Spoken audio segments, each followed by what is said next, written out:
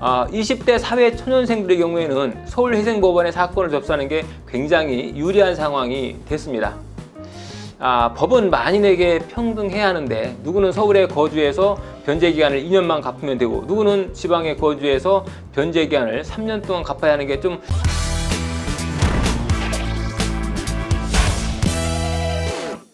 안녕하세요, 김신철 변호사입니다. 개회생을 신청한 채무자는 기본적으로 3년, 그러니까 36개월 동안 변제를 이행하고 나머지 갚지 못한 채무는 면책을 받게 되죠. 채무자의 청산 가치가 많다거나 또는 대출을 받아서 도박으로 탕진한 경우처럼 특별한 경우가 아니라면 원칙적으로 채무자가 갚아나가는 변제기간은 이 3년을 넘길 수가 없도록 되어 있는데요. 채무자 회생법 611조 제5항을 보면 변제 계획에서 정하는 변제 기간은 변제 개시일로부터 3년을 초과해서는 안 된다라고 규정하고 있죠. 그런데 이 법조항을 잘 보면은 변제 기간이 3년으로 정해야 된다 이런 내용은 아니죠.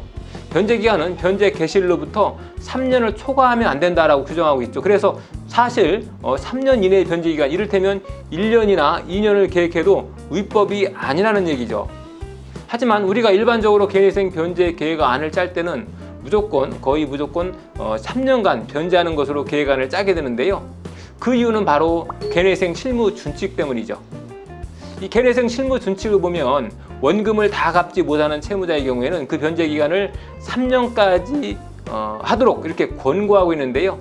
이 실무 준칙 때문에 채무자의 구체적 환경에 대한 고려 없이 일률적으로 이 3년의 변제 기간을 일률적으로 요구하는 경우가 대부분이었죠. 사실 아직까지도 전국의 법원들이 개회생 변제 기간을 3년으로 계획을 하고 있는데요.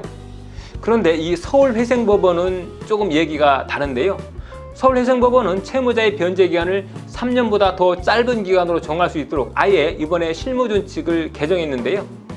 채무자가 65세 이상의 고령자거나 또 만 29세 미만의 청년이거나 다자녀 가정, 또 장애인 이런 경우에는 채무자의 경제 사정을 고려해서 3년 미만의 단기 변제 계획을 허용한다 하는 내용으로 바뀌었습니다.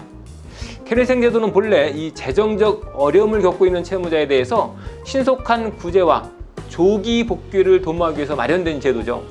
그래서 이 회생 제도의 본래 취지대로 취약계층의 경우에는 변제 기간을 3년보다 더 짧은 기간으로 정할 수 있도록 실무준칙을 개정한 건데요. 그런데 사실 65세 이상의 고령자라든지 장애인, 다자녀 가구 이런 경우는 개회생보다 개인 파산을 신청해서 채무를 해결하는 경우가 더 많죠. 그렇기 때문에 이 개정안의 초점은 29세 이하 청년층에게 맞춰지고 있는데요.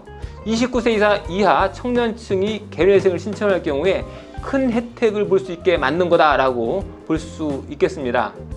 그래서 실제로 채무자의 나이가 만 29세 이하라면 3년간 변제를 이행하는 것으로서 계획안을 짜서 사건을 진행해도 서울회생법원에서는 실무준칙이 개정됐으니 더 짧은 기간만 변제하세요 하는 그런 내용의 보정이 나오기도 합니다.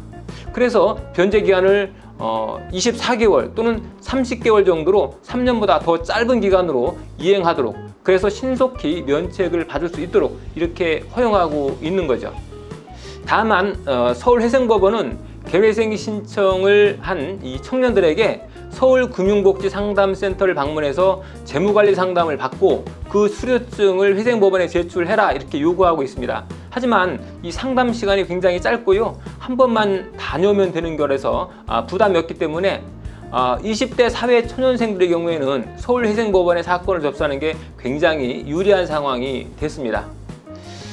법은 만인에게 평등해야 하는데 누구는 서울에 거주해서 변제 기간을 2년만 갚으면 되고 누구는 지방에 거주해서 변제 기간을 3년 동안 갚아야 하는 게 좀 굉장히 불합리하고 불평등하다라고 느껴질 수가 있는데요.